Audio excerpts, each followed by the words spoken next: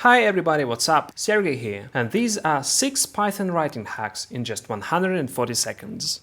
I use PyCharm for writing Python code. Mastering shortcuts makes the process of writing and editing code super fast and painless. If you use another software for writing code, see if they also have similar shortcuts, maybe with different keys. Or otherwise try out PyCharm. I've been using it for 4 years now and it's just awesome. So let's go! Rename anything, everywhere, in just one click, or actually in two. Imagine you have a variable v that you want to rename into text. Instead of manually editing each line of code where v is written, press Shift F6. The variable name is then changed everywhere it is used automatically. The same shortcut can be used with functions, classes, methods, attributes, etc. etc. Automatic import. Instead of writing the import statement manually, simply press Alt-Enter on Windows or Option Return on Mac. The import statement is then added automatically by PyCharm to the top of the module. Autocompletion.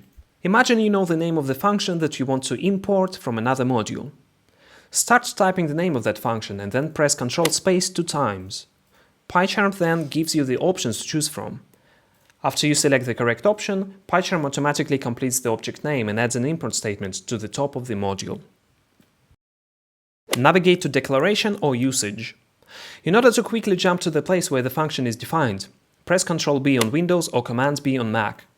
It works the other way around as well, so press Ctrl B while being at function definition and it will show you all the places where the function is used in your code. So you can quickly jump to any of them by hitting Enter. The same shortcut can be applied to the variables, classes, methods and other types. Navigate back or forward instantly. You can quickly navigate back or forward in your code between the recently visited areas. So imagine we make some changes in one module, then we switch to another module. Then, in a real project, you make some other changes in a number of other Python modules. Then you realize you need to go back to the place where you recently wrote some code.